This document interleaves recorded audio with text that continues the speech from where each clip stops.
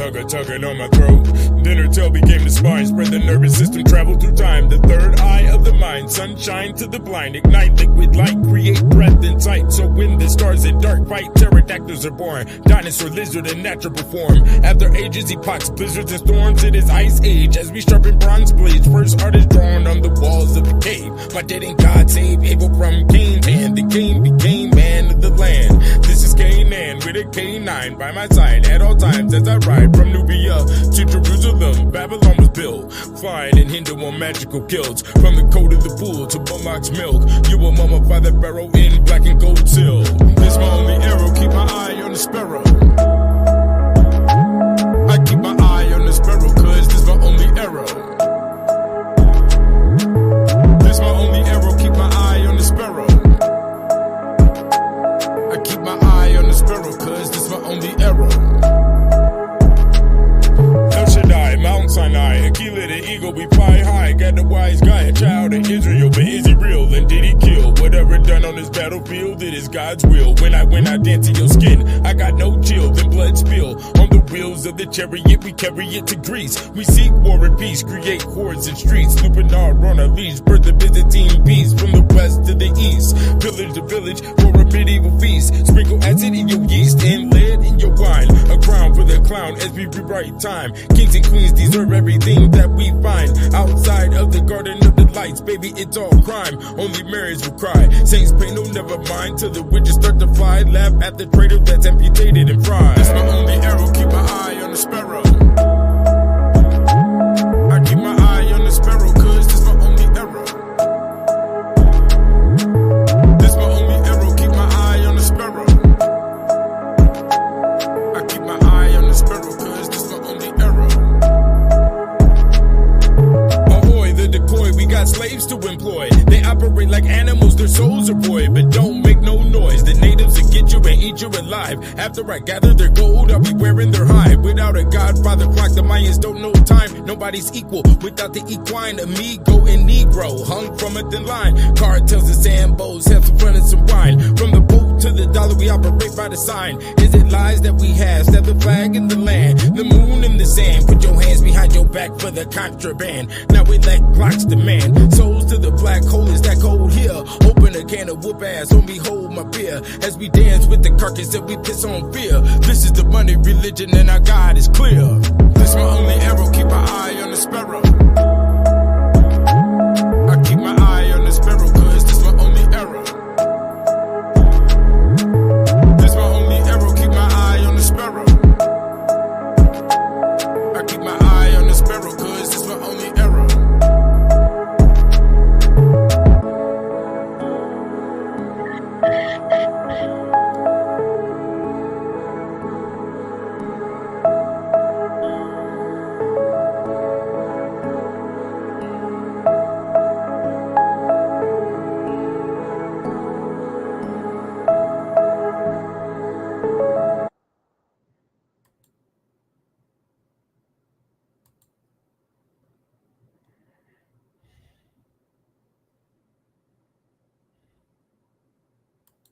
Optic.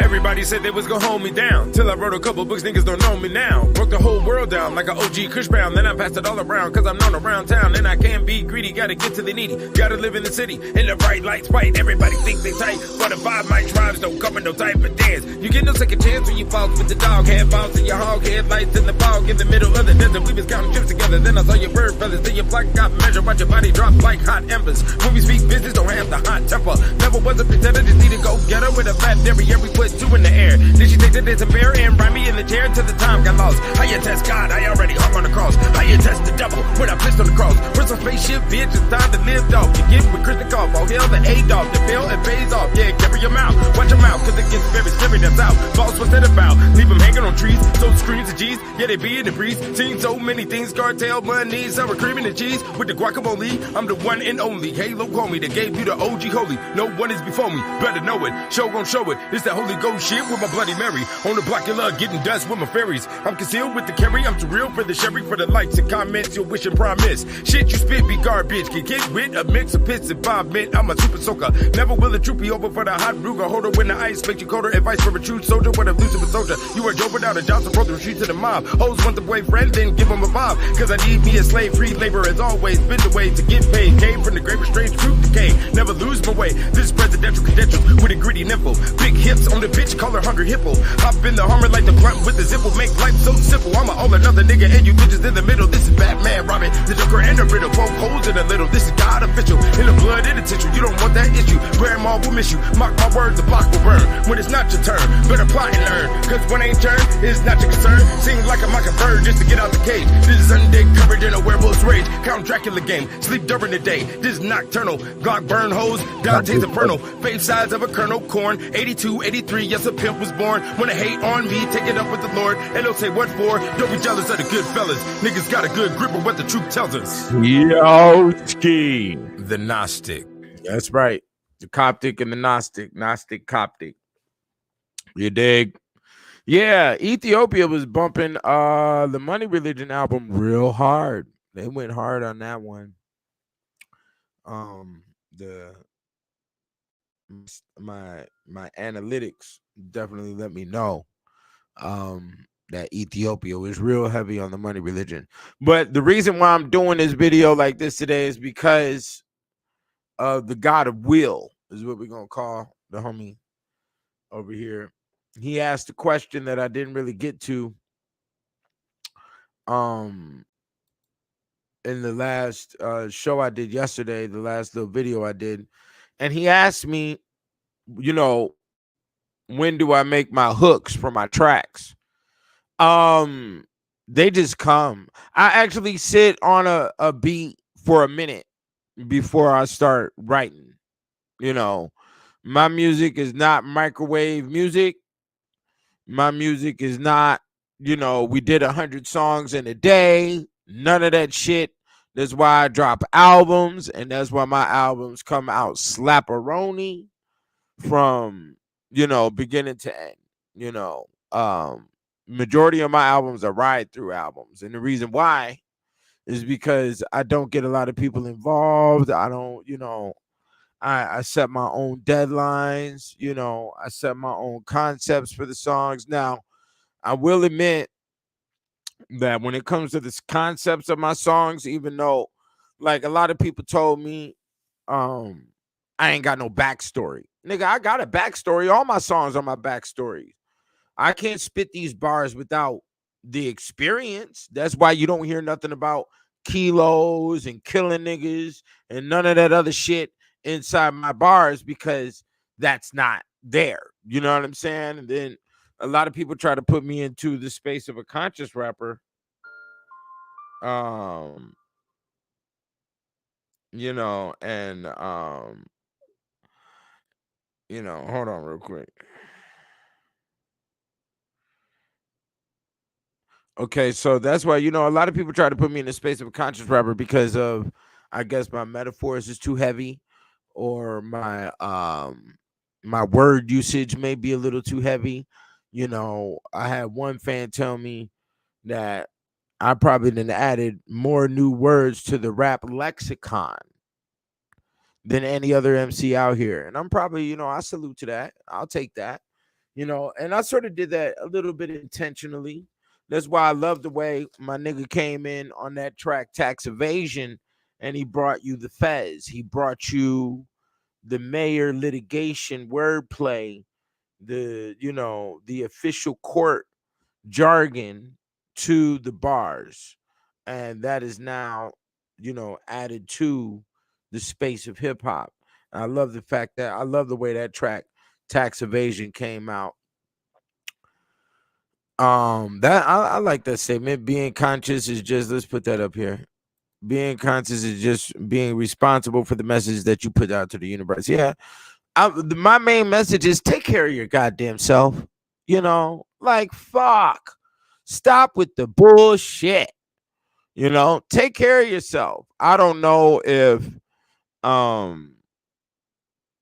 people weren't taught that by their parents, or they were end up being traitors to their parents and culture or whatever. But man, a lot of people don't use common sense. The masses are the asses.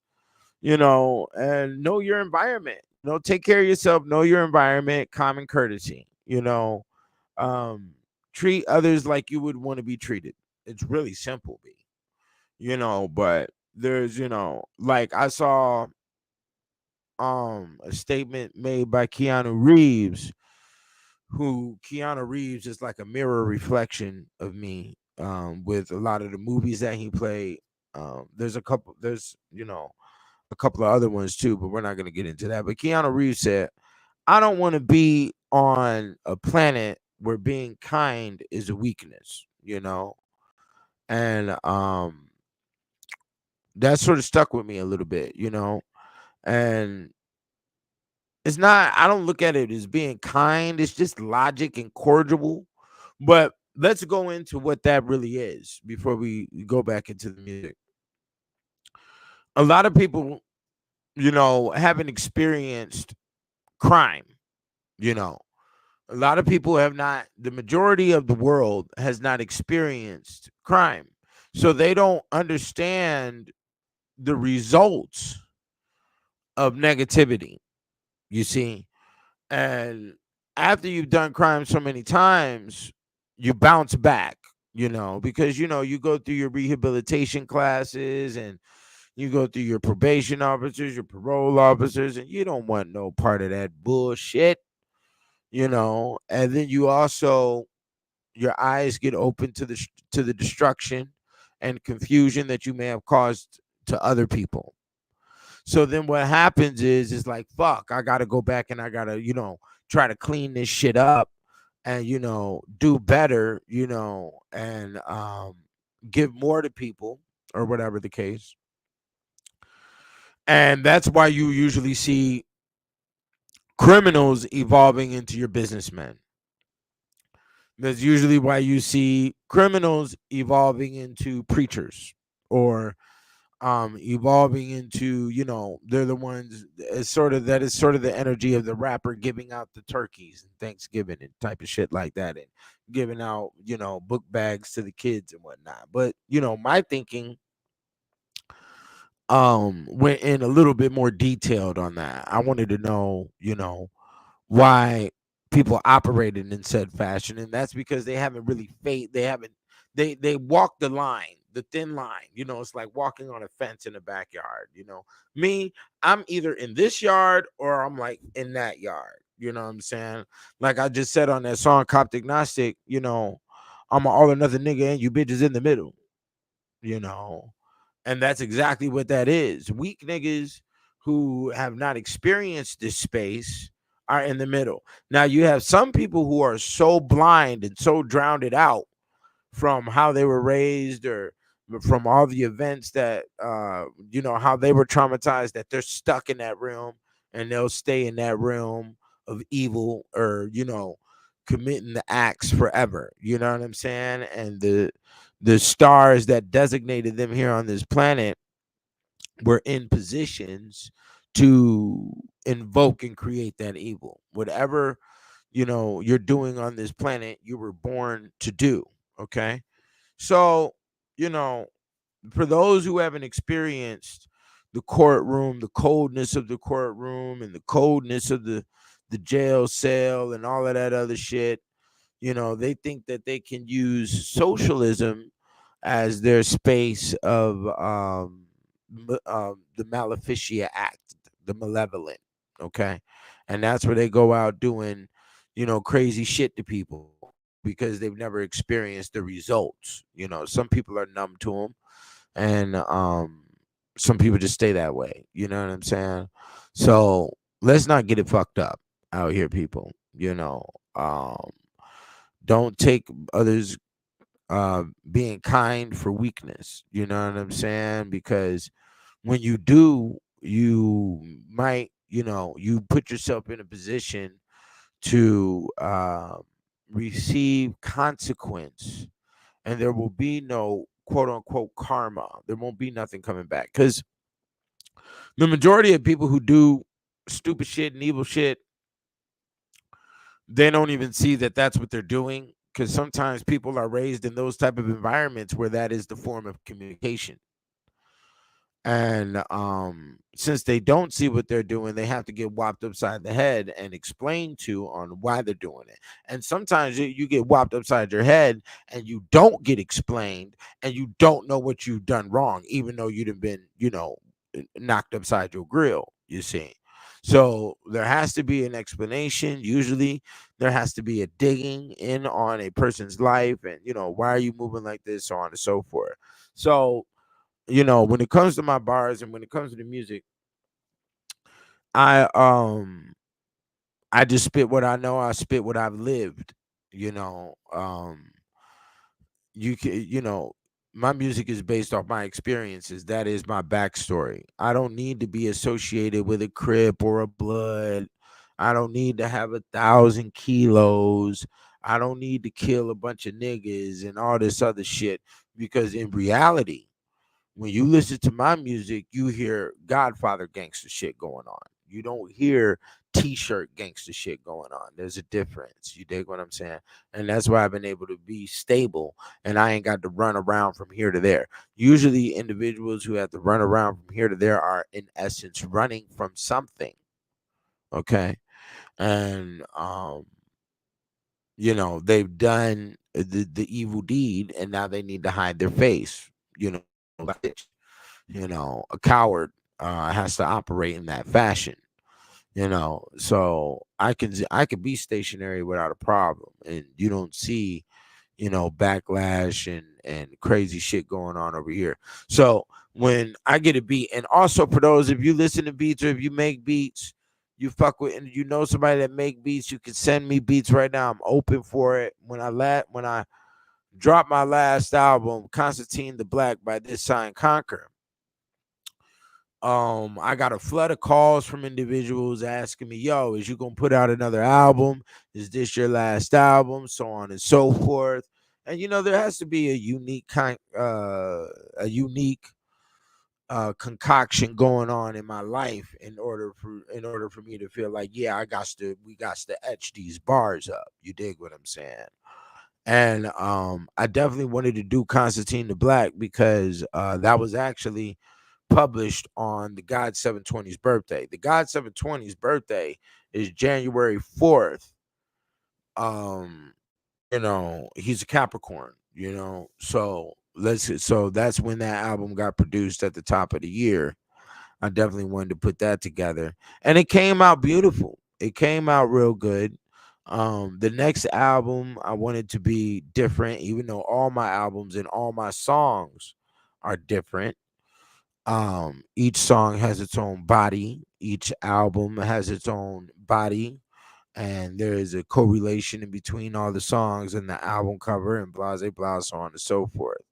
you know um I've had big money before. I don't talk about a lot of money in my bars because there's more to life than just money.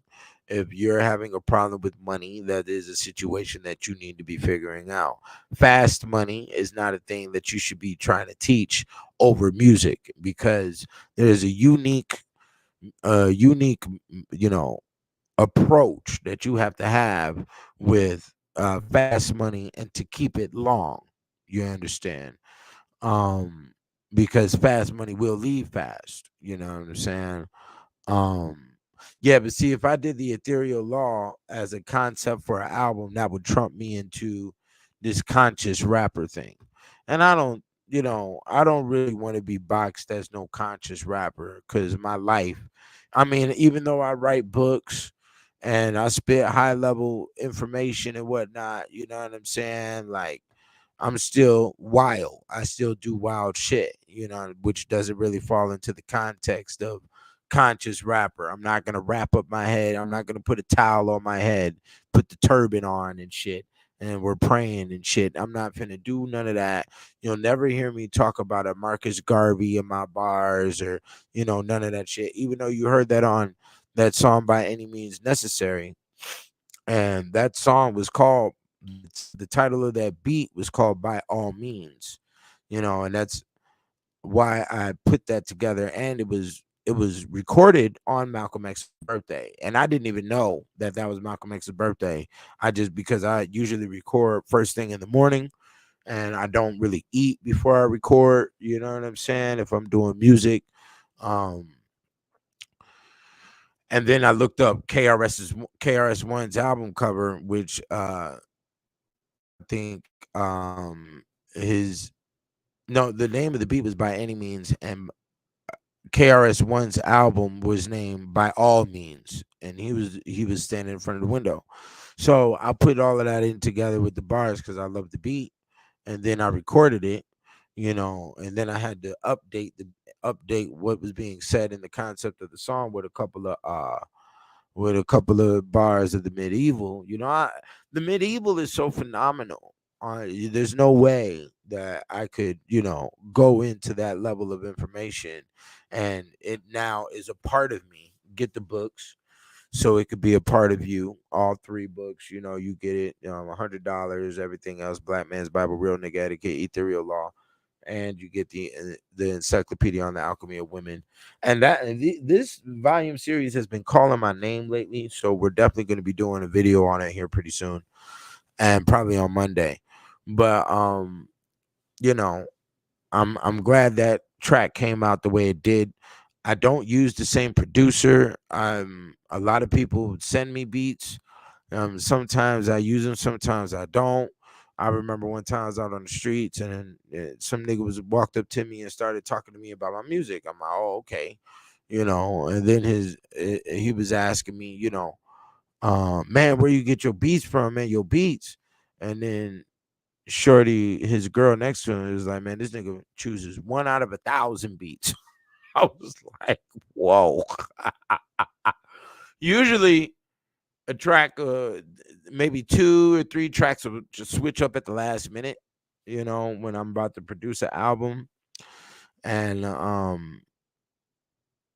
when it comes to the concept of the song, I usually use the title of the beat that the producer put on there. So I'll you know I'll look at that, and if I don't title the beat like with the word that it was originally titled, I'll have that word in the hook or somewhere in the bars or something.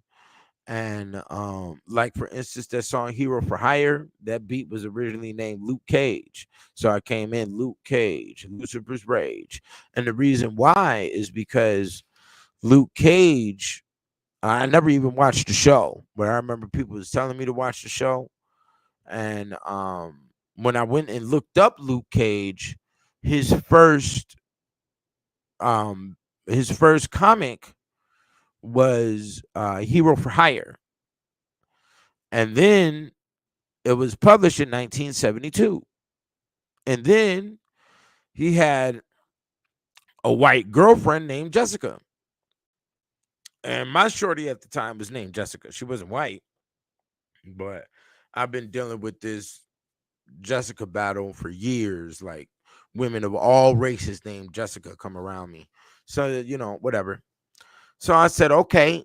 So, and then everybody was looking at my position like, who is you, nigga? Like, what crew are you with? And I'm like, nigga, I'm a hero for hire, nigga. You put down the money, nigga, then I'll respond. But besides that, nigga, we not doing none of this group meeting and stomping around with you niggas. Oh, man, I don't fuck around, bro, because, from my personal experiences, there's always a provocateur. There's always, and nigga, I'm not finna go through no bullshit with you. You're not even a worthy opponent to be going through any forms of bullshit with. Oh, this is a good question. I want y'all to ask questions. You about to maybe get real long-winded on this one. Let me go here, give me a sip of water, okay? The brother asks, okay, who's your top 5 rappers? Woo! Let me see here. Let me see here. The God 720. There it is. I'm gonna tell you right now. I don't like to do that type of shit no more. Niggas is weird. You know, when I like a motherfucker's music, um, I like the music. You dig what I'm saying? Like, you know, because I understand the music comes from the person. So just like my bars and a lot of the MCs that I grew up with, there's a certain rhythm pattern. There's a certain, you know, tat tat tat tat tat tat tat tat tat tat, you know, and that's the speed of how the brain operates. You dig what I'm saying? And that goes off of your first drum is your heartbeat. You see what I'm saying? So, yeah, I mean, I fuck with Pac. I fucked with Pac heavy back in the day. You know, I fucked with Scarface. I fucked with Nas. I fucked with Biggie. There was a lot of MCs I fucked with. I fucked with J.O. Felony. I fucked with MC8. I fucked with you know, Nas. You know, I didn't really pick up on Jay-Z until what was the name of that album? The Blueprint. So then after the Blueprint, my homie said, yo, you got to go peep the Reasonable Doubt. I sat with the Reasonable Doubt, which was hard body, until this nigga was on the song Coming of Age. I remember it exactly. I'm listening to the album, and you know, and my shorty was in the kitchen cooking, and I'm listening to this track Coming of Age, and these niggas is reading wedding vows to each other. I'm just listening to the music. And she peeped around the corner. Like, niggas, these niggas reading wedding vows to each other on the track. Yeah, nigga, I like your style. Nah, son, I like your style. I'm like, what the fuck? So I rewinded the motherfucking track, listened to it again, and I was like, yo, these niggas is reading wedding vows to each other. And then I gotta fall out. I can't fuck with that zone. Cause me myself, 720, ain't finna read no wedding vows to no nigga on no motherfucking track. I don't give a fuck how close the homie is, blah, blah, blah. So, you know, much respect to the niggas do or die in Chicago who definitely kept their face clear of all the dumb shit that has went down over the past 20 years. Because that's really what it boils down to now. If I was to choose my top 5, I got to go off of the survivors of the dumb shit. And hopefully these niggas don't got Diddy tapes, because it's now at a level where damn near everybody is suspect. Everybody has a potentiality of, you know, being a suspect of the weirdo. A lot of these niggas do. And that's East Coast, West Coast, down south, whatever, you know. So I don't, it's really hard for me to vouch for a nigga or say a nigga's this or say a nigga's that when it comes to the bars. I fucked with the UGK. I fucked with Pimp C. Um, I know Spice One. I got his number in my phone. That nigga's only one call away from me. But I never listened to his music as a child. I wasn't exposed to it. So I didn't really know nothing about Spice One. You dig what I'm saying? Um, I never really fucked with 8 Ball and MJG. MJG is a thorough MC though, but I didn't really fuck with them that much. You know what I'm saying? My nigga Stalin is in the house. I fuck with Crucial Conflict. You know, they had one song, you know, the Hey and all of that. You know, and they just faded to black a little bit after that first album or after that jam they put out with R. Kelly. You know. So, yeah, I let a beat sit with me for a minute. I look at the title of the song, of the beat, and I build around it. You know, like for instance, Stay Alive, which is a song where Stalin, the inner city rebel, the dude in the comments, he made the video for that track, you know, and he's also the first MC on the track Shot the Sheriff that I got on Wired for War. So on that song, Stay Alive, the name of the beat was Alive. And I like the neo soul energy, as y'all could definitely see if you listen to my full catalog. I try to do every little phase of what hip hop is on a track. You know what I'm saying? I never really fucked with Styles P too hard. You know, um, I never talked about Spice One in my book because I never listened to I never listened to Spice One, so I definitely didn't mention him in the Black Man's Bible. But what happened with Alive was at that time, that Poltergeist album is the soundtrack to the Real Nigga Etiquette Voodoo Edition. So the Poltergeist album, if you look at it, all the names are double. The songs are because the whole concept is witchcraft. So that is the Dark Side of Witchcraft album, and there was a water sound in the background. There was a hardcore neo soul essence, and I needed to do something that was powerful, and then at the same time, I needed to do something that represented what was going on in the Caribbean.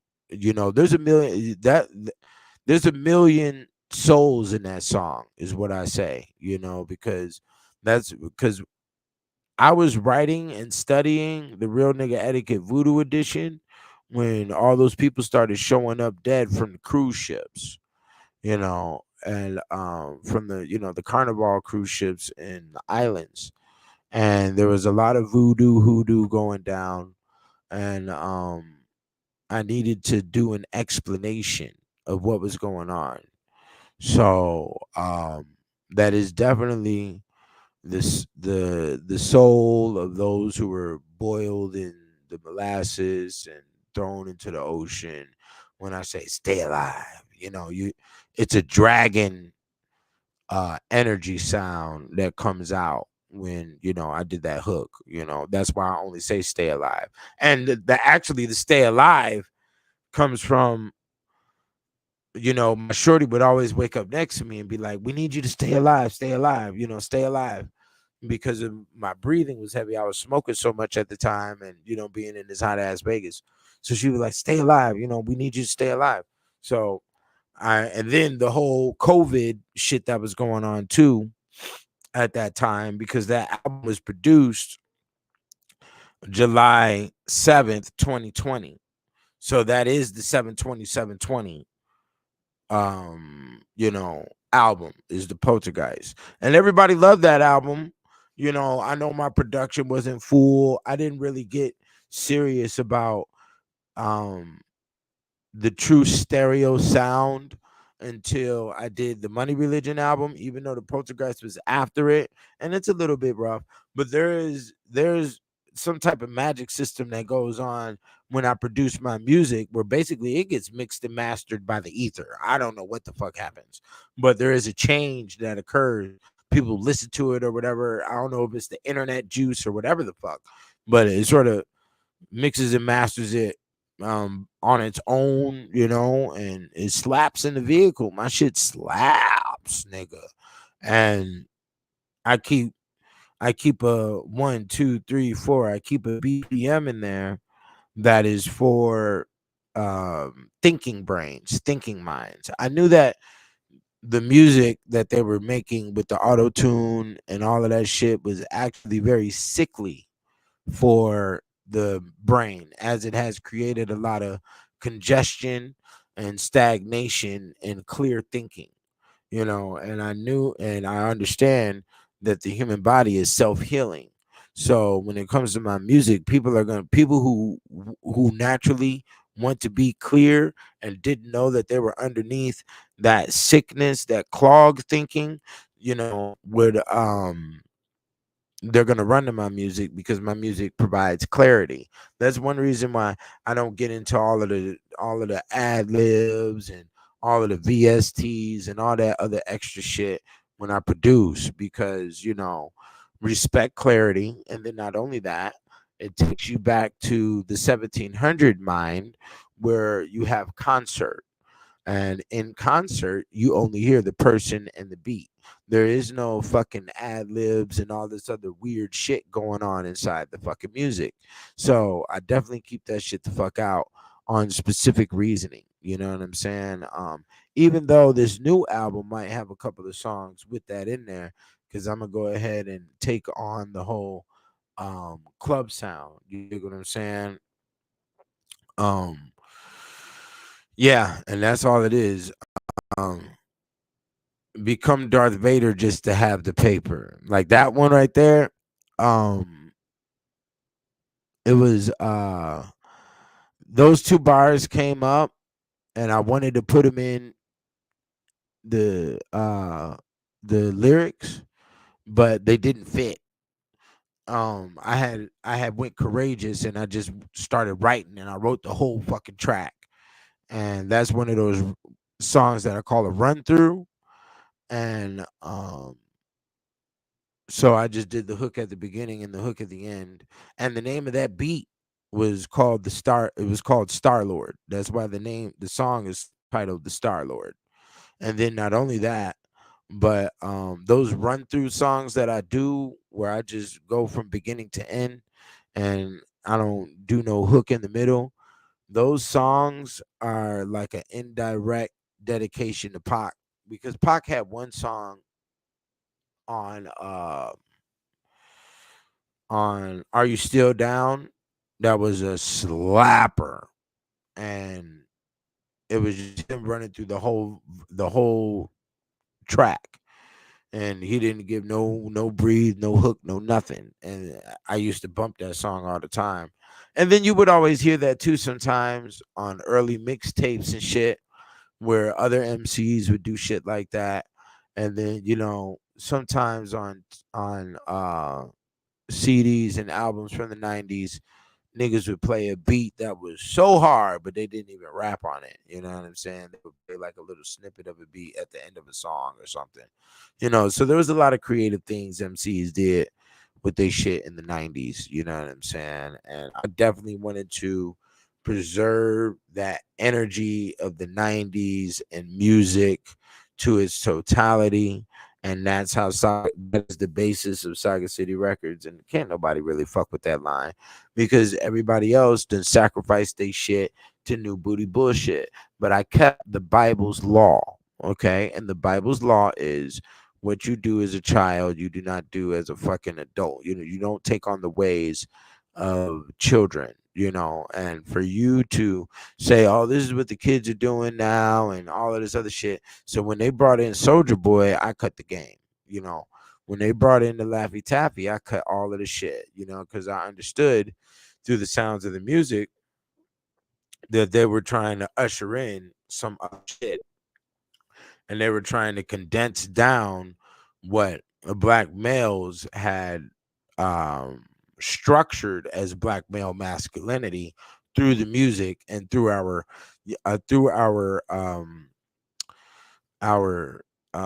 synonymous experiences from coast to coast. You know what I'm saying? And because, like, I had to explain to a young homie the other day, I was like, bro, back in the day, rap music was exclusively a black male thing. There wasn't white males getting all involved. It wasn't Mexican females out here trying to rap. It wasn't none of this shit. It was a black male thing that we passed our memo notes through, whether it was about the hoes, whether it was about clothes, whether it was about cars, whether it was about money, how to get money, whether it was about court cases or whatever. We were teaching each other, especially those males who were coming up in single mother environments. By default, rappers became the new daddy, the new father, okay, to give you the game. And it was a time period where niggas loved seeing what was going on in another city. Niggas in New York or St. Louis or Chicago didn't know nothing about, a New Orleans, for instance. So when Juvenile came out with, nigga, I was at that very moment, I was out slinging crack. So you were like, you with that bad new beings, huh? It's you that can't keep a lady because you keep on fucking her friends, huh? You got to go to court, huh? Oh my God. The nigga snatched the soul, brother, because everybody felt and understood what the fuck Juvenile was talking about. His accent was completely different. he had a whole different culture. New Orleans had their culture. Atlanta had their culture. Everybody had their own cultures and kingdoms. Nobody was calling dope houses the trap house worldwide and shit. Niggas over here in England and shit think they can call they dope houses a trap house and shit. Get the fuck out of here, nigga. Have some goddamn respect. You know what I'm saying? Like, when we was doing our things, you called it the tip or the spot. That's in Chicago, Rockford area, we called it the tip or we called it the spot. We didn't call it no motherfucking trap, you know. And you got to understand, because I also lived in Atlanta when I was younger. They called that shit a trap because the majority of dope was being sold in cul-de-sacs. And not only that, but their apartments, their apartments is one way in, one way out. So that's why they call it a trap. It wasn't necessarily because, you know, that's just what we're going to call it in the house. But then again, when we look at social engineering and when we look at the occultic understanding of words, it is a trap because you sell dope, you get caught by the police, so on and so forth. You know, that's what the situation is, you know. But now that energy has been extended across the whole country, and now niggas is getting locked up everywhere, you know. So that's where it came in. So and then that's another thing when it comes to my music or my bar play. You know, I've lived in a lot of different regions before I even got out of high school. During my 4 years of high school, I lived in 3 different states, which was Illinois, Georgia, and Texas. So I was exposed to a lot of different music and shit, you know, and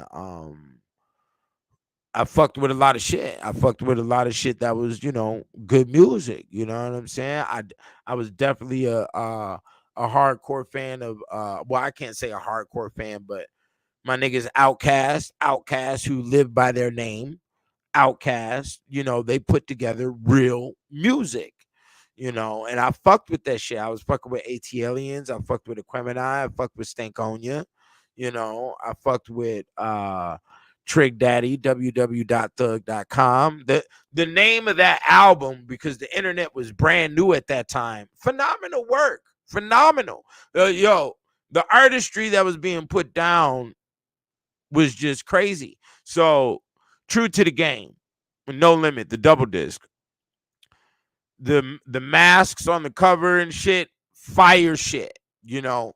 But what happened was that when I moved over here to Texas, and I was fucking around El Paso, and I was fucking around with some gangsters out there, them niggas put me on the Eazy-E, and I never really listened to Eazy-E.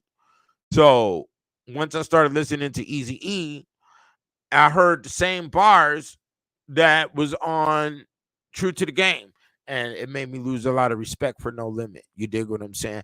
And then when he came out with the Ghetto D and started pushing out 2-3 albums, everything was just cheap.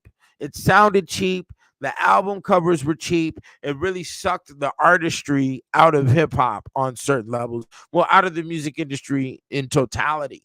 CDs were very, you know, the labels put a lot of energy into a CD. Okay. When it came to its launching, when it came to the artistry on the cover, when it came to the lyrics being printed inside the book, niggas used to spend time looking at the book. You know, you would have little secret shit. Like I remember, what's her face? Missy. When Missy Elliott came out, Missy Elliott and the Timberland crew, oh, that shit was phenomenal. You know, Missy Elliott came out with a whole different style and doing the Mega Man in her videos, and videos were very important. You know, this is when things were condensed. You know, this is when things were appreciated. This is when things were, if you missed it, if you weren't there, then you missed it, you know, type shit.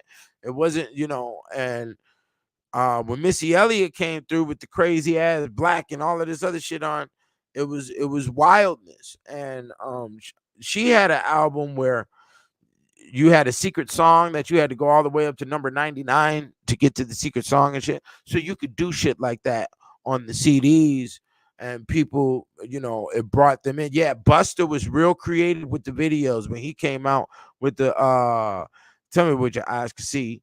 Get buck wild in the place to be. You know, oh nigga, what? He had the bitches up in there with the glowing dark paint on, nigga. What? That shit was phenomenal. I was fucking with Buster. And one reason I fuck with Buster is because he came in with a fashion sense that was out of this world. So when he came in and he had the dreads and he was wild in the fucking shit, that was the Buster I knew. That was the shit. Now you can't get around the brother Hype Williams when he put together the Belly movie. Oh, great work. Great work. Belly is phenomenal. And you know, and it's crazy that we talk about the Belly and all of these elements during 90s rap, because you got niggas trying to rap today that don't know none of this shit. Being a hip hop historian is a requirement for you to be a thorough MC. And you know, what we're really talking about is something that ran by my head earlier, was biologically, the children of today don't really have an attachment or an innate understanding of consideration and appreciation and love. You know, they may not biologically be able to comprehend love or to reciprocate it. And the reason why I say that is because, you know, during the course of the embryo, the mother is eating the Wendy's and the Happy Meal. The mother is eating the Whopper. And now the child is created off of nothing but fast food. There's so many fast food restaurants nowadays that you can literally eat 3 times a day throughout a course of a whole month. That's 30 days. And not eat at the same fast food restaurant. Okay? The whole month. So that's 90 meals. Okay?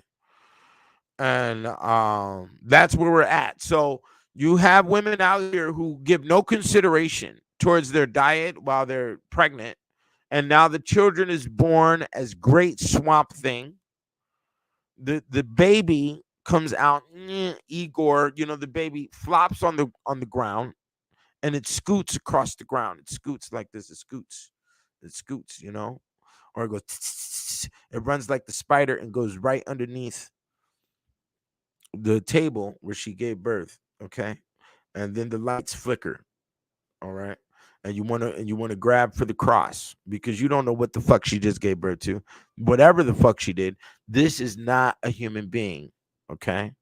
And that is just what the mechanism is. You dig what I'm saying? So they don't have an attachment towards real music or real sound. They didn't grow up with instruments. You know, babies nowadays, they're born and then they get in the car and you turn on the radio, and the first thing you hear on the radio station, would you like to have better sex, and all this other fucking shit. Like, what the fuck? All the fucking commercials. You dig what I'm saying? It's a load of jackass, you know. And there's not a large span of genres neither, like there used to be. You know, I listened to rock and roll and shit, and songs that would come on when I was a child, because it would be a mixture on MTV and whatnot. So you'll sit there and watch it, you know what I'm saying? And I liked some of the songs, you know. There was rhythm, you know, and there was a lot of songs that I know stoners and rocker white kids liked when it came to rap. You know, they liked the Doggy Style. As a matter of fact, it was a stoner white kid that put me on to Pac, listening to the album Me Against the World, you know, and it didn't really attach to me yet. Brenda's Got a Baby attached to me because that was an experience that was going on in the city at the time. And, you know, girls were throwing their babies in the trash can, and we saw that shit on the news. I didn't know anybody specifically that happened to, but I saw it on the news, you know, so okay. It's relatable, I guess, you know, whatever, you know. And then Pac grabbed me with the Hit 'Em Up. because hit him up. He was calling niggas' names out. He was ferociously angry. There was the shootout. There was the Juice movie, and then the Above the Rim movie. And I was watching. I like the Above the Rim movie and shit. But yeah, the children of today don't have a respect towards instruments, and because of that, there won't be any good music produced. Now let's talk about why there were so many classics made during the 90s, and why those MCs are still surviving to this day, specifically my West Coast niggas. That's because those individuals grew up listening to music that was designed on the basis of love, unification, and survival. Oh, look at that. Love, unification, survival, and trust. That is lust, right? LUST. Love, unification, survival, and trust. That's what it is, right? Right there. We just did that, right? A little acronym for you. So they grew up on the Shy Lights, the Commodores. Do you understand? The Funkadelics. Now let's talk about that word, because that's definitely one of the first systems implemented in music that was a social engineering kit, was the word funky. How many times funky? Funky. Okay. Is because funky by definition meant smoke, and also meant the smell of fear that comes off of the body. You know what I'm saying? Which is also, when you watch the videos of what was going on during that time, when we talk about Soul Train and all this other shit, niggas is smoking cigarettes everywhere. You watch the Black Panther old documentaries, niggas is smoking cigarettes everywhere. It was the funk and the funky, you know what I'm saying? And once they used that word a lot in the music, what happened? The revolution dropped. It collapsed by the usage of one word inside the music, which is the word funky. Okay. So you definitely see, and not only that, we can't forget that George Clinton is the father of and the godfather of all of today's hip hop. You know what I'm saying? So everybody in, the Scarface, who made phenomenal music, he could play the guitar damn near on like a Jimi Hendrix type of level and shit. And his uncle was a famous country music singer, supposedly, right? So, you got Ty the Dollar Sign, whose uncle was a LTD member. You got there's a long list of nepotism that was going on while we were all running around scrambling, thinking we were going to turn in demo tapes. You dig what I'm saying? So I definitely respect the full mechanism of the creation of an album or the creation of a song when I approach making an album. One of my old rules back in the day is if an album didn't have at least 2 to 3 songs on it that were jams that reached video level for the marketing of the album, then I wouldn't buy the album. So once you got 3 songs on there, you got 2 super ones that was really hard, I would go ahead and cop the album, and that's why, you know, my albums come out the way they do, because I still attain Negro sound. We's gonna do the nigga up in here. You understand? I attain the Harpo sound and the original rhythm of black male thinking on my music. And it's really hard for me to, collab with people, because a lot of people have sacrificed that because they thought we were all going to sacrifice and dance the dumbass together. And that wasn't the case. I wasn't going to dance no dumbass with you. I'm not finna sacrifice myself for no fucking loser who's not gonna be there for me anyways, nigga. Out of sight, out of mind. Your monkey ass ain't finna put no money on my commissary. I get fucked up, and you think I'm finna sacrifice something for you, nigga? You done lost your goddamn mind up in here. So no, I didn't do it. And I knew it was underneath attack. I knew niggas across the board was underneath attack, like we continuously see every single day, specifically in the realms of music. You know, I missed the whole Gucci Man phase. I was definitely, shout bust shouty. I was out of the picture. I'm not listening to none of that garbage. I don't want none of that type of energy mixed in with who I am as a person or my energy. So I'm not fucking with it. You know what I'm saying? I fuck with the nigga Trey D. I fuck with the nigga Raz Kaz. Back in the days when I started making my music, and especially I guess it was probably after the Onyx Tablet or the Negro Please album, I just listen to my music, bro. I don't really listen to anybody's shit. I don't know what's going on. I haven't developed my lyric style in the way that people have developed their lyric style and metaphors. And when we say metaphors, we have to give credence to the brother Little Wayne. Little Wayne is the metaphorical God. He has reached God status when it comes to the metaphors, and how he has dedicated a whole new style and level of metaphor. The original Kendrick Lamar was phenomenal.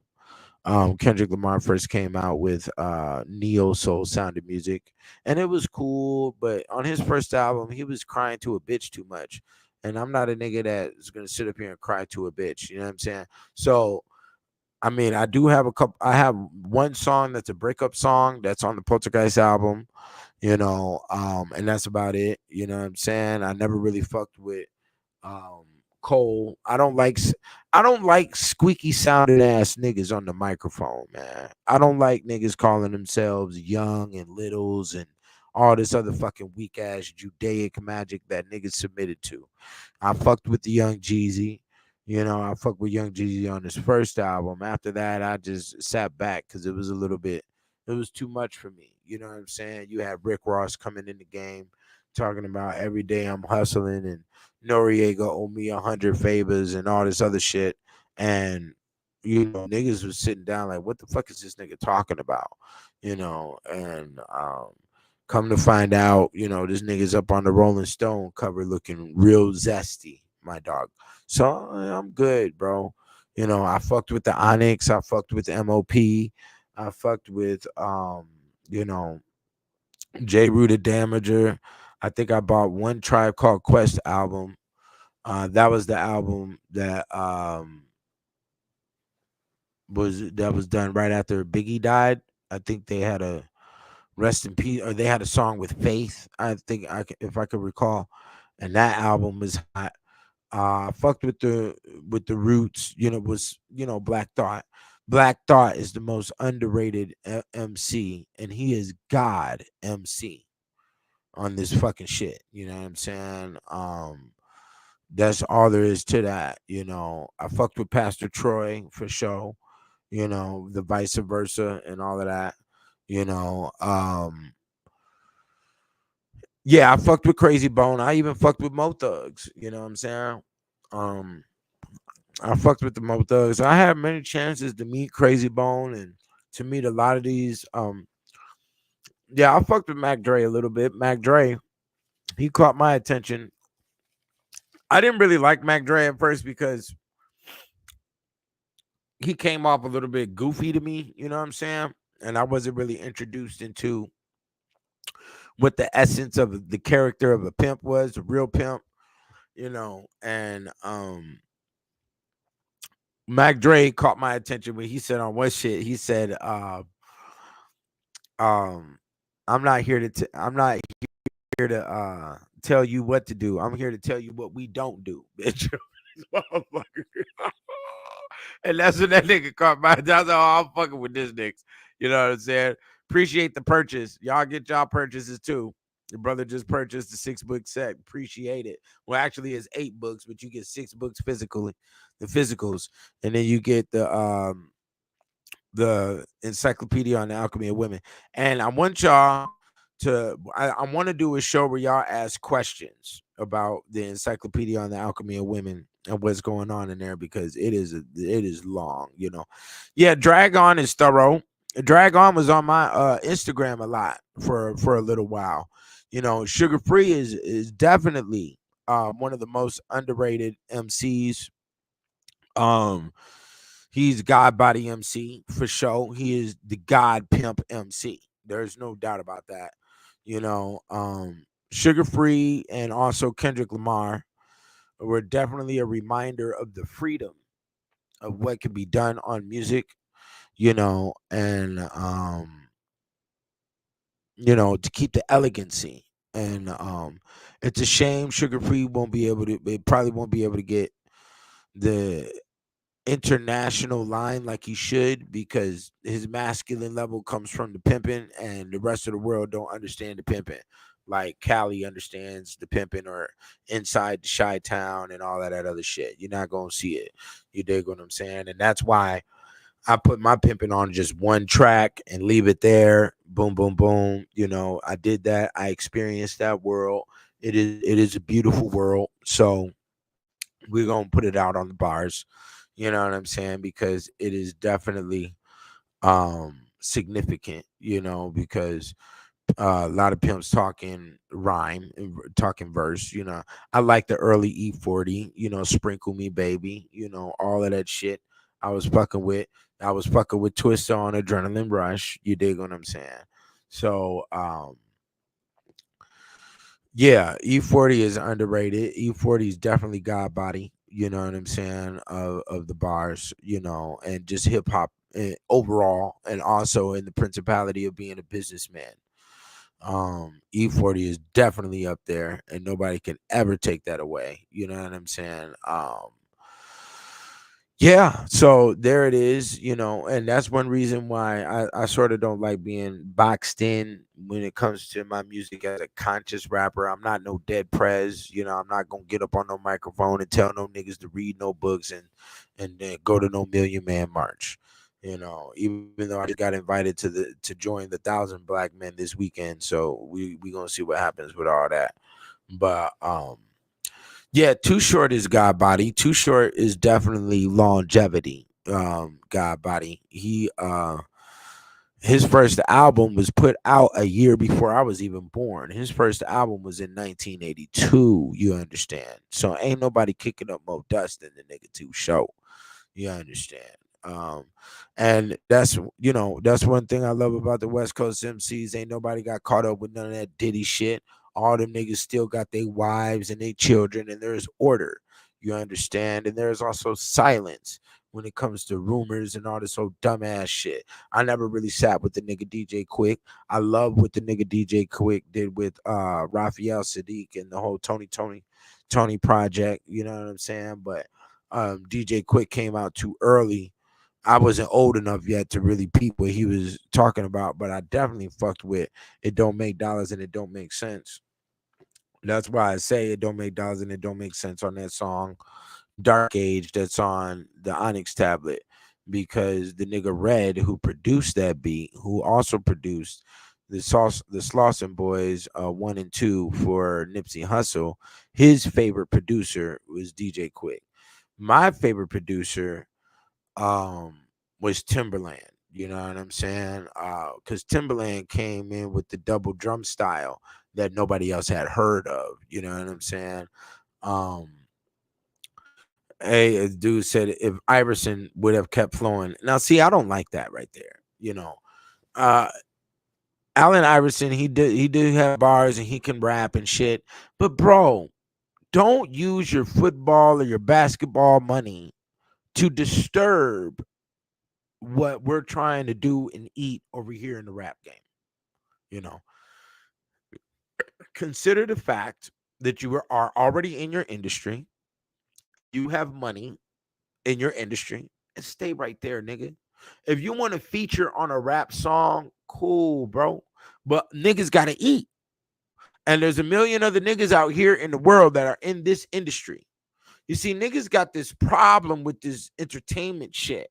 Where you over here a lawyer that made $1 billion goddamn dollars, and now you want to be a rapper. Nigga, keep your monkey ass in the bar. Nigga, keep your monkey ass in the lawyer court industry, nigga. That's where you at.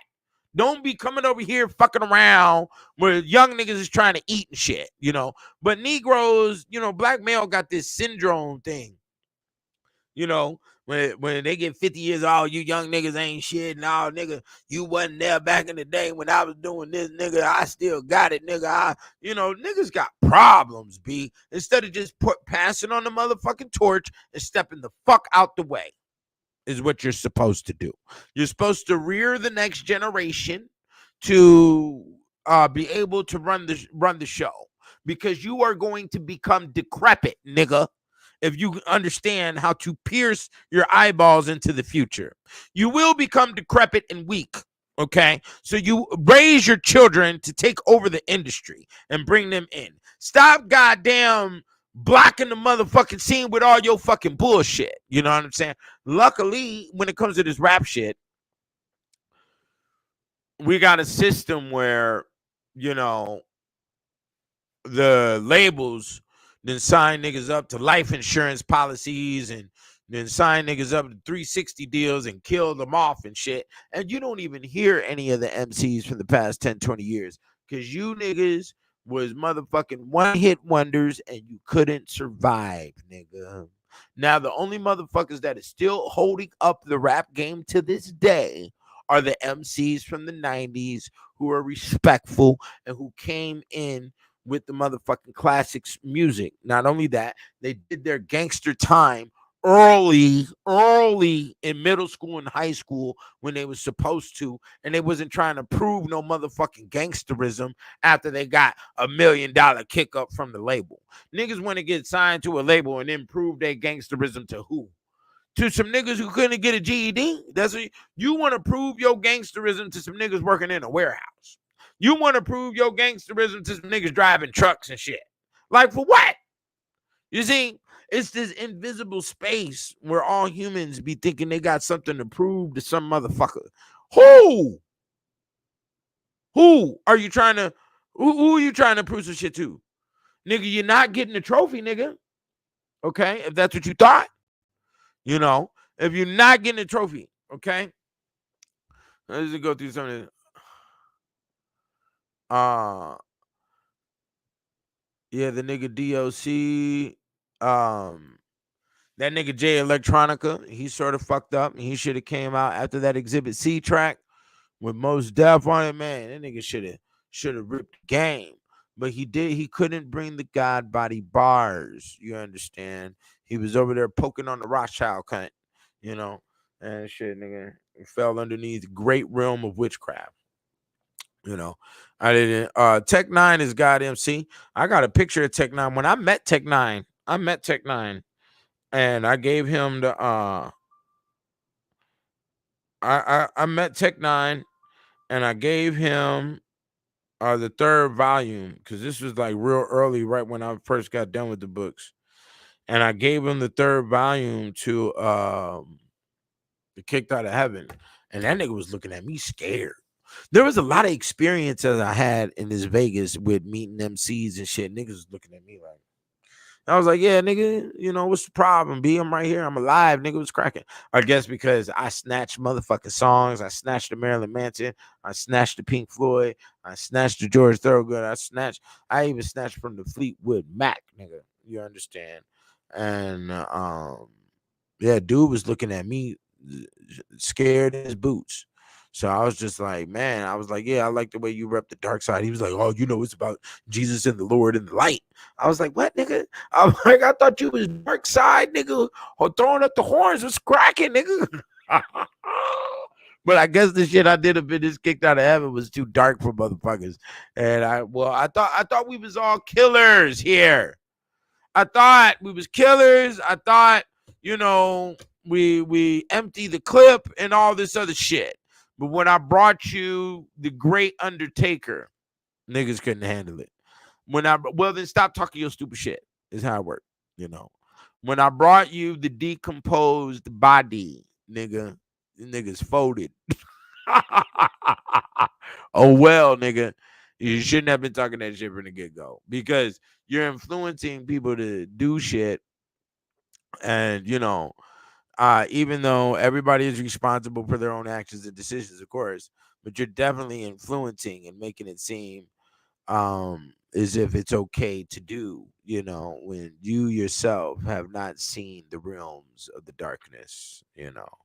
So I thought I'd bring it to light so you niggas could really know what you fucking with. Stop talking that fucking shit. You know what I'm saying?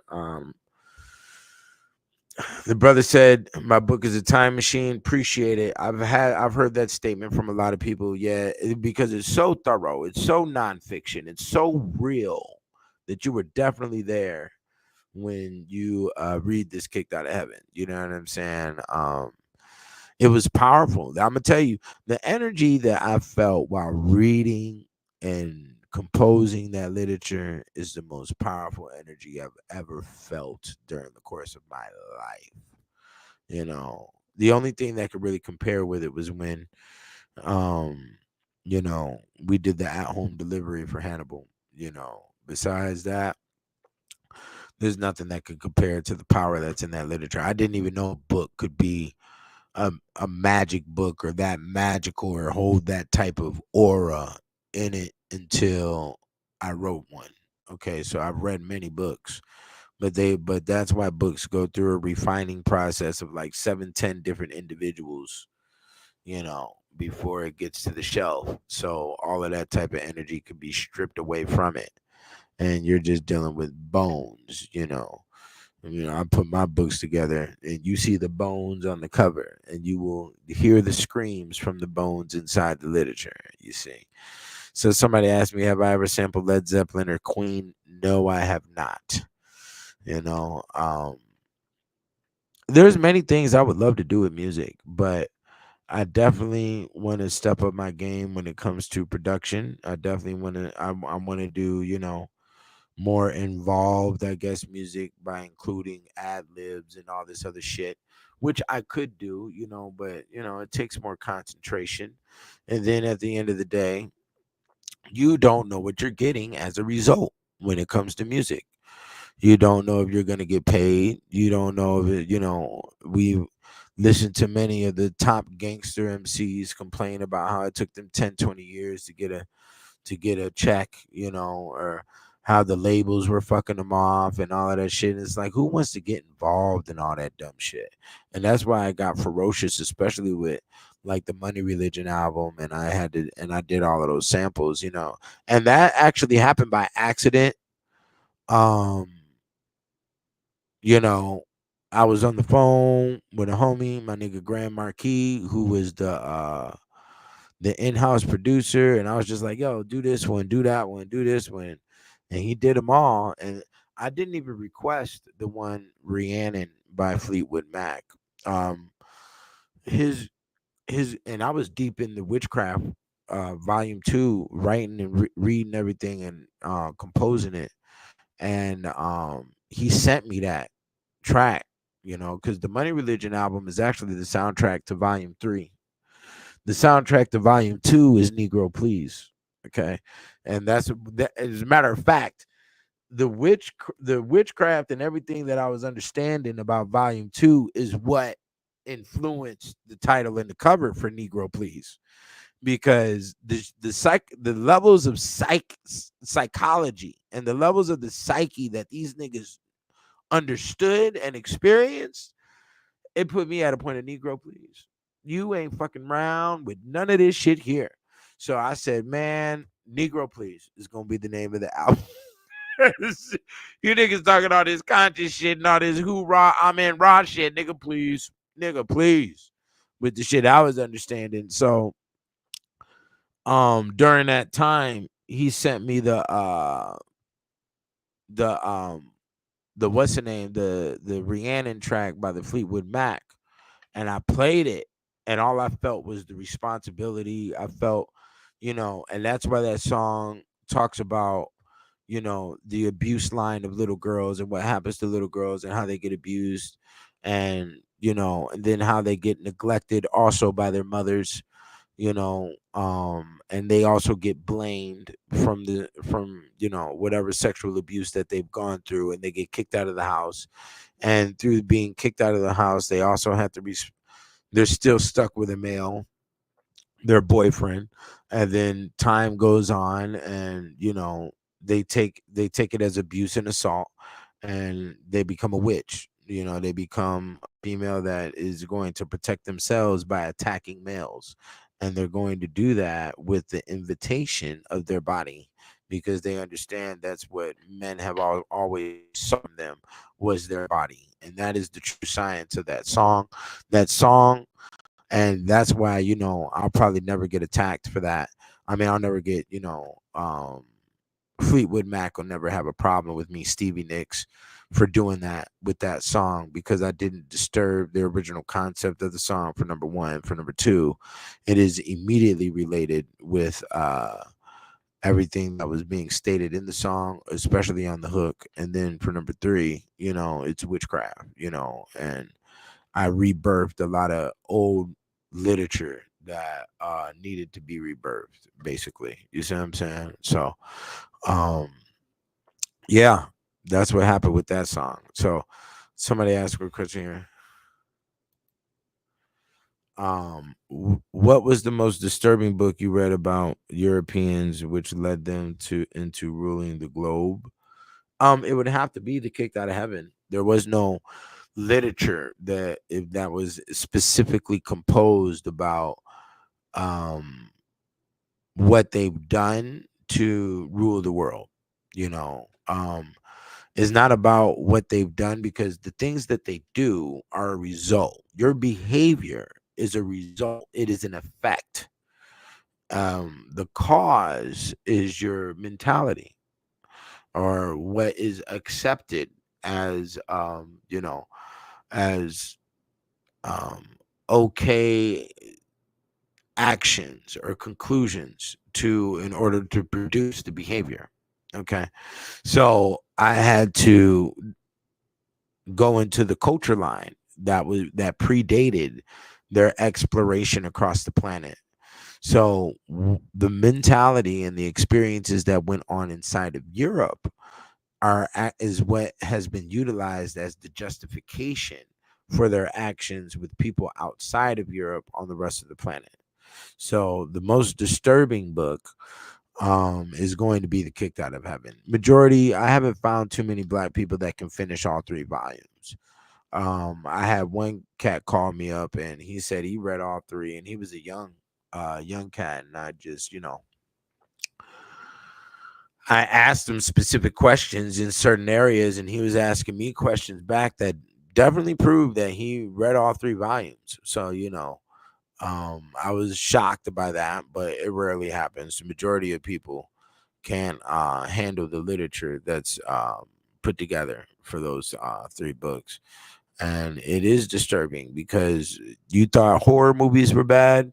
Horror movies have nothing up against The Kicked Out of Heaven, and that's all there is to that.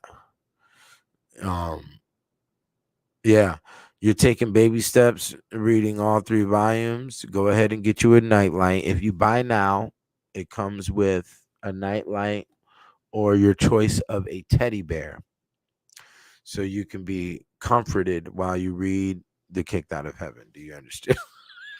Niggas need the teddy bear. B is crazy. I didn't lose any sleep writing this material.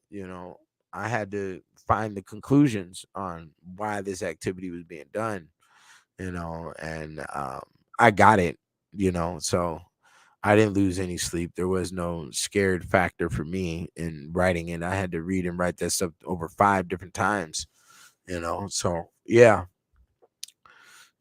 So yeah. Any other questions? Let's go in on it. What is cracking out here? Somebody mentioned Keith Murray. Yeah, I fucked with Keith Murray a little bit. I fucked with DMX heavy, Um, I fucked with DMX real heavy. Dark Man X. I fucked with DMX for sure. Until the Great Depression album, when he came out talking about some hit the rock and spit game, and was kicking it with some Queens niggas at that time. And I'm like, yo, B, what is this nigga talking about? Hit the rock and spit. He's like, man, the nigga talking about smoking rocks. I'm smoking crack. He's like, yeah. I was like, all right, I'm done. And I just stopped fucking with Duke after that. My last jam with DMX was the hood, the streets, da da da da. That shit was knocking. Let me see here. Let's put this up here. You think at some point Hollywood will contact me about turning some of my literature into film? No. I mean, it would be beautiful if they did, but nah, I highly doubt it. Um, the levels of understanding that I've exposed in the Black Man's Bible, the Ethereal Law, the Real Nigga Etiquette, and they've already drafted out some of the elements into of the Kicked Out of Heaven into films and little short stories and shit. I've seen my shit out here, but it's not necessarily mine. The 3-volume series is a compilation of their firsthand and secondhand accounts in old Europe. Okay. So that is definitely their information, and everything is cited there. You know what I'm saying? I just give my overview of it. The Black Man's Bible. People have told me, it's like, yo, they finna make a movie about your ass after you die. And that's just the disrespect of humans and how they operate. Humans want to worship you after you die and type of shit. You know what I'm saying? So they can feel that endorphin inside of them of fantasy. Like if something was to happen to me tomorrow, there's gonna be all types of niggas on the internet talking about, yeah, I knew him and we was kicking it and da da. And I didn't know this nigga from nothing. You understand me? I ain't kicking with this nigga, but motherfuckers, humans like exaggeration, lying, and bullshit. You dig what I'm saying? And I'm definitely not in those spaces. So, would it? Yeah. I mean, as a matter of fact, it's very interesting because Warner Brothers has just cracked the ground here in Las Vegas, and they're building a whole Hollywood studios here in Vegas. They're also Mark Wahlberg. I used to Marky Mark. I thought some of his shit was kind of hot when I was a kid. You know what I'm saying? I was real young though. You know what I'm saying? Him and the whole CNC Music Factory. I thought some of that music was all right. And Mark Wahlberg is building he's building a Hollywood studios not too far from me. Because I live next to the Mountain Zone. I'm living over here in the 90210 district with the white folk. You understand? So they got an area that they've already designated for him to build his studios, and maybe we'll see. I'm not opposed to film. I do understand art. There's a lot more understanding I could gain. I'm definitely not bullheaded in the areas of music or art, but I'm definitely not going to submit to none of this fucking trash that people have been putting out over the past 10, 20 years. And that is both in film and music. So if I listen to your music and you're over here rapping with the cadence of snitches and homos, which that is what has happened over the past 10, 20 years. You've been listening to snitches and homos, and you have picked up the cadence of snitches and homos, and that's what you produce. You produce that energy because that's what's been going on, and that's what you've been listening to.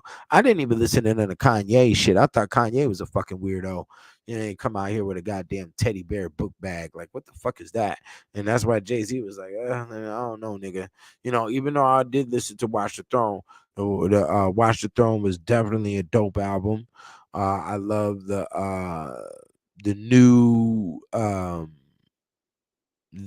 experimentation that was going on with the music, and it sounded good. It came out well, with the Watch the Throne, and also Jay-Z's album right after that. You know what I'm saying?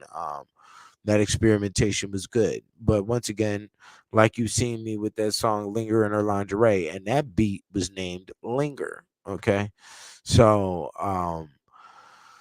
with that song "Linger in Her Lingerie" and what I just did in front of that live band, that was my first time being in front of a live band. I never rehearsed it. I didn't know those individuals, and it came out phenomenal. You know what I'm saying? So I'm always going to keep some instrument there, but I'm definitely going into this zone of the club music, so I don't really care about instruments. Aren't required for modern day club music. So like I said, if y'all got beats out there, if you make music, you can shoot it to me at thegod720 at gmail, and we can see what we can do. You know what I'm saying? don't expect me to, pick up the, what you produce just because you produce it and you like it. Don't think that I'm gonna like it. You know what I'm saying? For number one. For number two, sometimes beats don't fit with the atmosphere of what's going on at that moment. Okay. So you have to understand, um certain beats don't, aren't going to work until a certain time period, and sync with a certain concept. Okay. So for like that song Haunted House, okay, that beat for that Haunted House track, I had that beat since before the Onyx Tablet album, but it wasn't right. It wasn't the proper timing, and it fit perfect with the whole Haunted House. As a matter of fact, the song The Cult Leader, which has the Jay-Z sample, which I didn't even know was a Jay-Z sample because I never heard that song. That those bars were actually written to the beat on the Haunted House. But once my nigga Red sent me that beat, I just put the bars on that. I put the bars that I wrote on that beat, and it fit good. So I went ahead and let it go. You know. Now my favorite song by Kanye was "Diamonds Are Forever," and that's also the same one of the tracks that made me start looking at hip hop crazy, because the song was so fire, the bars were so fire that Jay-Z had to come in and switch the shit up and make it Diamonds for Sierra Leone and all this other weird ass shit. And then you couldn't even find the track nowhere for a very long time. And I was like, look at this bitch ass shit. And then when Kanye was doing all my big brother, you didn't do this. And then Game was doing the same shit with Dr. Dre at the same time. Like, look at these bitch ass niggas. And then the niggas are getting tattoos of other niggas' faces on them and shit, and all this other fucking weird ass shit. I'm like, bro, I'm not fucking around with this shit, bro. I don't give a fuck what these niggas talking about, man. This shit is weird, B. I'm not tattooing no nigga's face and no nigga's name on me, nigga. I don't give a fuck. Oh man, what the fuck is wrong with you? So I was like, man, I'm cool. I sort of just stepped back from all of that shit. But one thing I had to respect about Jay, was when he had the Nas beef, and he said, nigga, you talk all this black power shit, nigga, you only put out 5 albums in 10 years or some crazy ass shit. I was like, yo. And then Nas ain't never signed nobody or put nobody on too. And I was like, yo. And it hit him so bad that he had to come out with this Uchiwali project and try to act like he had all of his niggas and shit. It's like, bro, you had all the queens up underneath you. That nigga could have signed 50. Nigga, I heard early mixtapes when 50 Cent was still calling himself Curtis Jackson. You know what I'm saying? And all of them niggas was freestyling on songs. It was 50, Nas, Mobb Deep, Nori, all of them niggas on early mixtapes out there in New York. So I was like, nigga, you a weirdo, nigga. And I stopped, yeah, Nas should have put on Quan. I used to jam that one song he had with Quan. But, I just stepped back, Nas is, and then after that, Last Real Nigga Alive and Mastermind, those are my last two jams on Nas. I ain't listened to a Nas album since. And AZ is a better rapper. Okay, listen to the Black Madonna over here. Mama E has stated, and then she got the East 1999 for the Bone Thugs. I didn't even see that. You think you slick, nigga? Okay. She got the AZ was a better rapper, and that's also the weak shit of Nas. Nas knows that the whole world is waiting for a Nas AZ collab album, and yo Mark ass is over here doing the Magic albums and doing all this other weak ass shit, because AZ will have you on them bars, nigga. Fucking weak ass nigga. You know what I'm saying? Like, man, niggas is weird, bro. You know what I'm saying? Niggas is weird, bro. Niggas is just weird, bro. You ain't gonna put your mans on and make sure your man stands strong with you, nigga. And AZ was supposedly his man's, but both of them niggas come from the school of what's that nigga? I forgot his name. The first real gangster rapper out of New York. I forgot dude's name. But yeah, cool, not Cool Mo D, some other nigga, man. I forgot his name. But yeah, and as a matter of fact, it was the song. I had just got my first 6 figures, bro. I'm riding in the dunk, and my shorty put on this track I ain't never heard with Nas and no, not Schoolie D from Philly. It was the first gangster rapper out of New York that Nas and AZ actually sat under and learned the game from. I forgot what his name is because I never really listened to him. He was of a earlier generation than when I started paying. Yeah, Cool G Rap. Thank you. Cool G Rap. So my shorty puts on this song um with Nas and the Cool G Rap, and the bars were phenomenal. And I was like, yo, I gotta do another album. And that's why the Foot Up a Bitch's Ass came out. And so I did the album, The Poltergeist and the album The Foot Up a Bitch's Ass are both in the same year, you know. And I had to do that album because there was a lot of ODB energy coming my way. And then not only that, I definitely had to dedicate. Yeah, at first when the stars was like, look, nigga, you gotta do another album. And I was like, nigga, I just put out an album. It's like, we don't give a fuck. You know, the energy is good, everything is good, money is good. You have to do another album. So I'm like, okay, what's gonna be the name of the album? It was like The Foot Up a Bitch's Ass. I was like, bro, what the fuck are you talking about? I'm not putting out an album called The Foot Up a Bitch's Ass, right? And I was like, okay, let's fuck with it. What's gonna be the album cover? And they said, you remember you got that picture of that X-ray?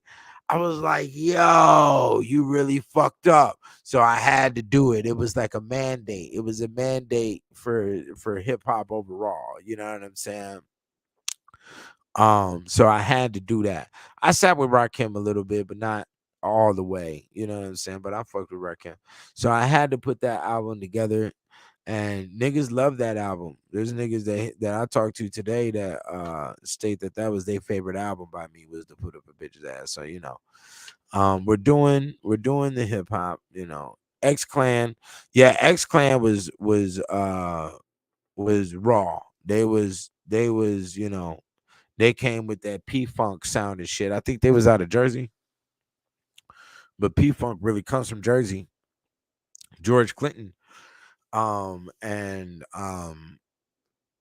he was in, and their music influenced a lot of the West Coast sound. You know what I'm saying?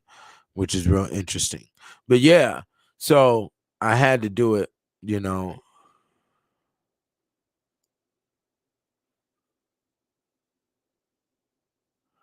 I didn't know Nas had a joint album with Cool G Rap. You know, like I said, I dropped off of hip hop, bro. I dropped off the shit, bro. All that East Coast West Coast beef, man, y'all niggas is fucking stupid up in here.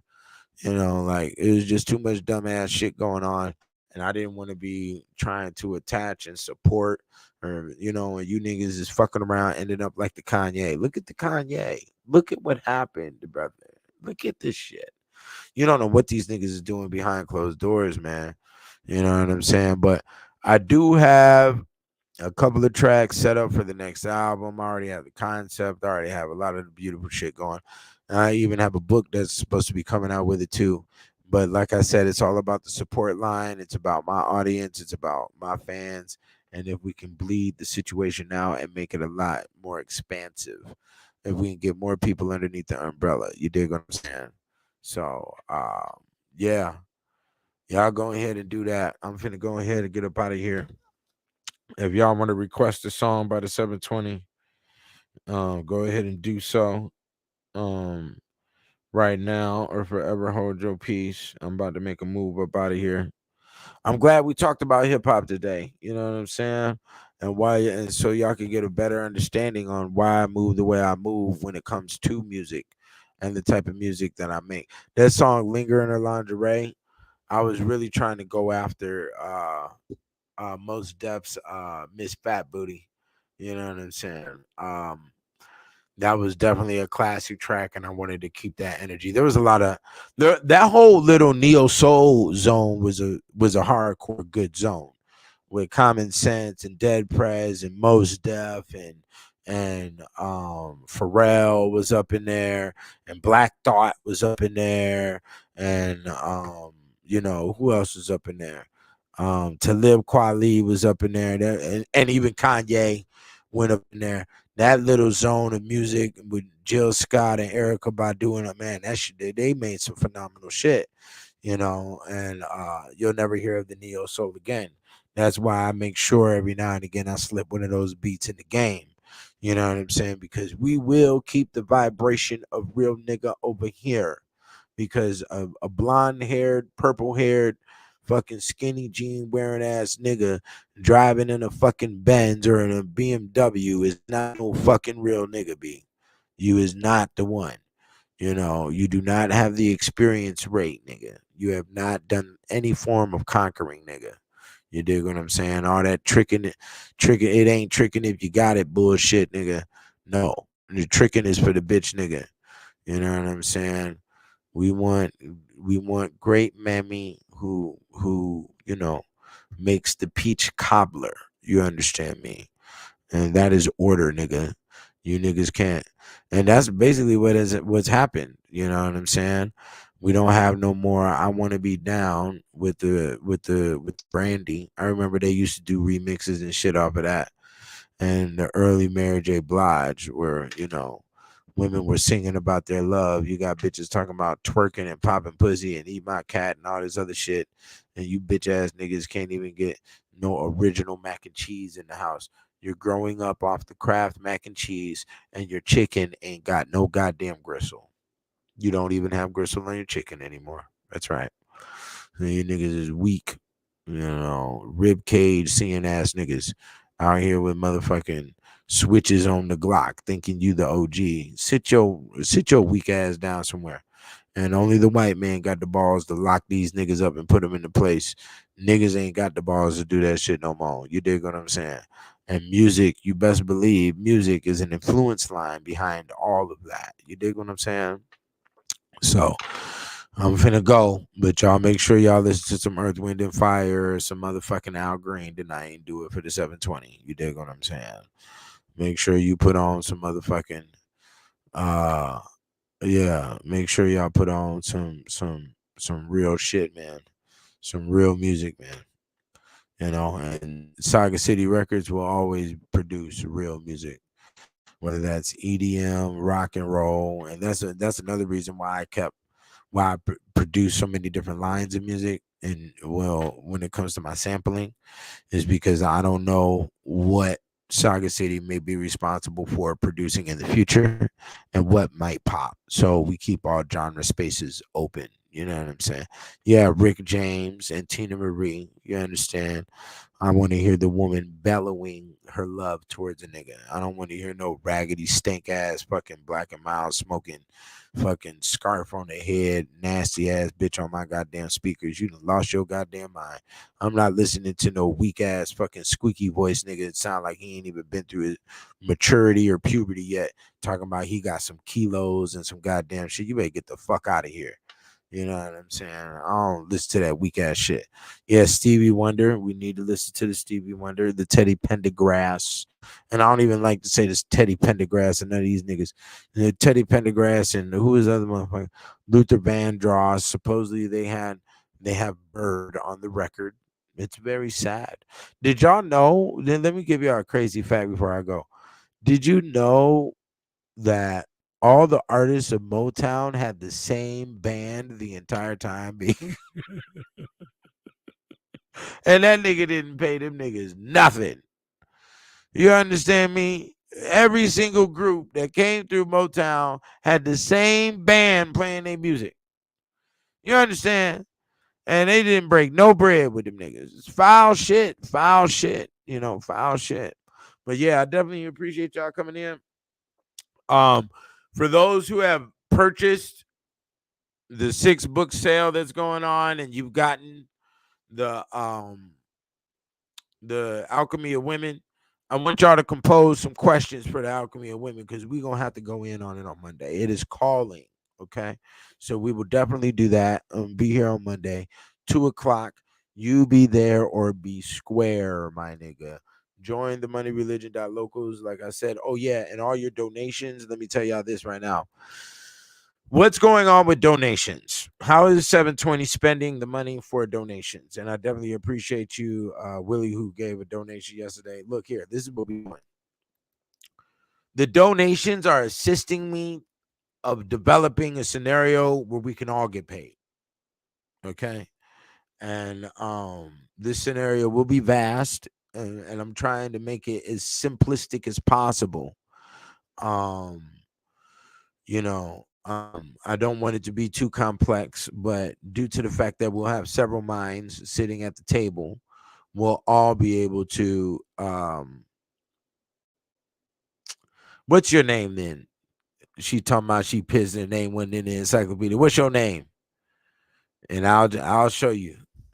Yeah, because I mean, I think I said that in the intro of the book that all names. I can't cover all women's names. There's tons of them, and then out of the defiance, and not the defiance, but the revolutionary spirit of women, they're gonna create names and twist shit around. So, yeah, that's in there. Ishi, you would have to look underneath Ashley or something like that, because you have to understand that a lot of names are subcategory to other names.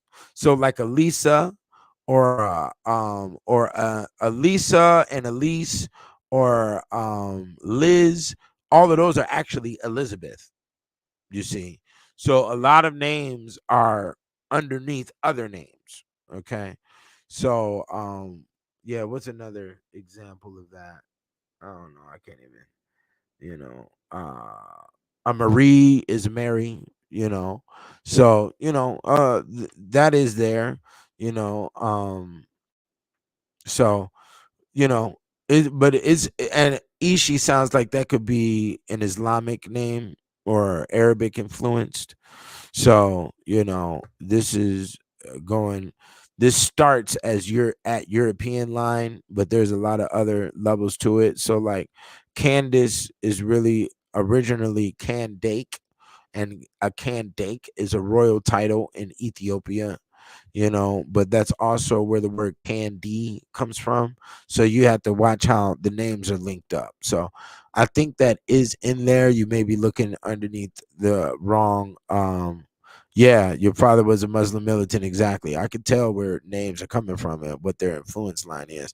Who you is, because I'm gonna tell you right now, you got some Arabic influence. You need to holler at me. Goddamn. There's some beautiful motherfuckers over there. So, yo, let me get up out of here before you get wild. But yeah, the donations are going towards the system for all of us to get dope. And it's going to be done in silence and secrecy on the Money Religions local. It's not going to be out here all up in the open up on no fucking YouTube. So just know that. Okay, so yeah, if you got any questions, Tiana, I think that's in there. I think a Tiana is in there. I don't know if Talia is, but I know Tiana is up in there. And that could be, and Tina, Christina, you see what I'm saying? So Tina is inside of Christina as well. So there's a way that the names chop up. There's a ton of names that can chop up out of one name, basically, is what I'm saying. So y'all check me out. Yeah, if y'all got any questions, go through the encyclopedia, find some questions, put my feet to the fire, and we're gonna go over it on Monday. Okay, we're gonna go over a lot of stuff pertaining to the encyclopedia on the alchemy of women. I definitely appreciate y'all coming to kick it with me today, and we be able to reflect on the good days of hip hop. You know what I'm saying? So y'all get at me. I'm always be here. This is the guy 720, and I'm out. Yeah, we're gonna play some super jams right now. Hold on, let me see what we got here. Doom, doom, doom, doom, doom, doom. Yeah, since y'all want to talk all the East Coast and the Cool G rap, I'm gonna play my Cool G rap track real quick up in this motherfucker. All right, y'all let me know. Peace.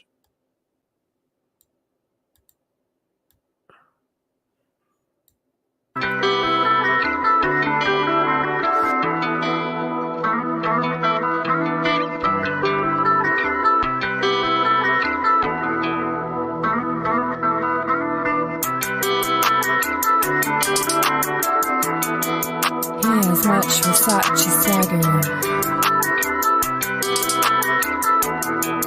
He has much Versace swagger.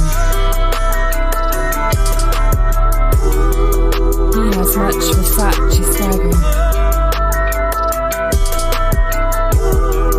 He has much Versace swagger. He has much Versace swagger. He has much Versace swagger. It's typical, they critical, cause my dollars is digital. Looking like a literal miracle, with a spiritual that's cynical. Crime never minimal, keep the shine on my mineral. A divine individual, and time is my centerfold. I hold her like rose gold, even though I can't expect that back. So I continuously stack with facts and never live in fiction. That fake it till you make it shit will have you niggas wishing. My salary reality, we ain't got the same vision. Mobbing in a McLaren, got the same name as my digits, and so do my shoes. Everything I say displayed on the news. From state to state I move, well respected cause I reflect the rules. Diamonds connect the dots, crystal balls on my jewels. Keep a dirge in my pocket, won't be a case that I lose. Leave a handsome tip, my welcome's never abused. The police nod at me and then they let the guy move. He has much Versace swagger. He has much Versace swagger. He has much Versace swagger. He has much Versace swagger. Businessman, check your brands before we even shake hands. Hard hat for the plan, contract for the grands. Industries are money trees, so I caught me some land. Sacrifice for paradise, I hope the weak understands. Cause I live with no regrets and I will always collect and won't let you see me sweat the strategies of a vet. Casualties I expect, rules of engagement. When you frequent different places, read expressions of different faces and watch the movement of eyes. Never win from losing, nigga, this is 5 versus 5. R.I.P. or P.I. Either do it or you don't, there ain't no attempt to try. First class above the clouds, keep your boy dragonfly. Stack high and comply, cause money's the only thing that guarantees family ties. 45, make me nervous, I don't like no surprise. Born to fully ride, keep them headless like Versace so I don't waste my time.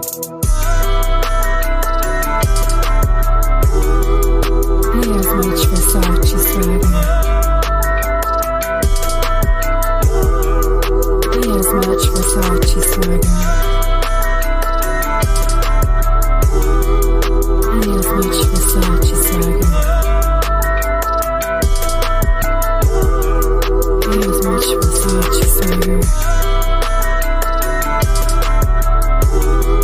He has much Versace swagger. He has much Versace swagger.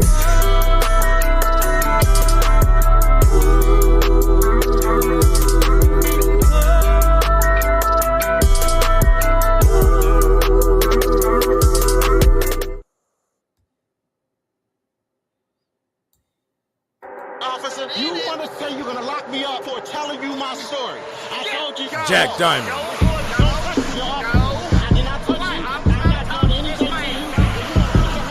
I remember when them lights start flashing, we threw our stash and we start dashing. But now I ask them in gentleman fashion, what's the issue? Hand them my license, they get excited, and they say it really is you. Can I get a picture and a signature for my wife and sister? I say sure, mister, never officer, because his office is miniature. Money miscellaneous and life is miserable. When you ain't got no job, it's career criminal. Where stacks is never minimal. This is the life that we chose. Heart grows cold, do time and go to the hole. Still shine wherever we go. Better to be known for being honorable than holding on chrome. Keeping my family safe at home, cause it's cold outside. Known by dragging eyes on both sides. There's mob and bow ties. Opposition always gonna get lies. Fuck your proposition, I'll never testify. This the art of surprise. Jack Diamond.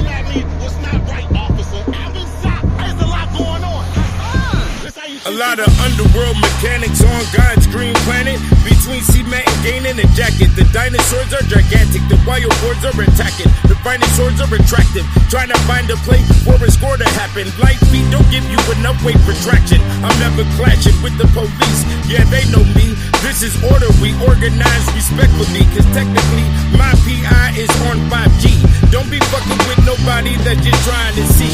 Get in, be swimming amongst officials. Blind them with your diamonds. Have your eyes as sharp as crystals. Put your heart in your pistol. Making decisions on dark issues. Believe more than the mark within you. And still got court dates to tend to. I lead by example for my nephew.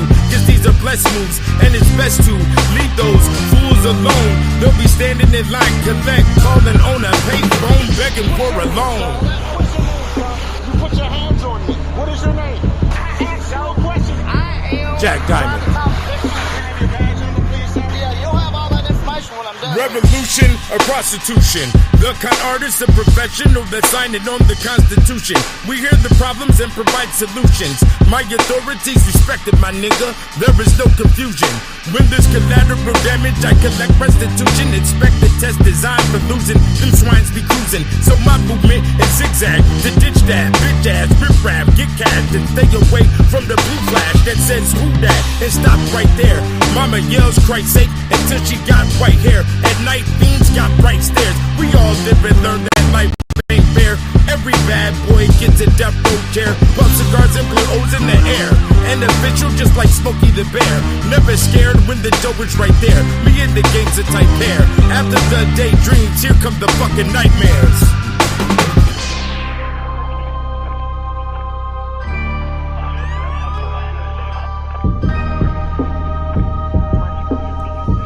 Jack Diamond.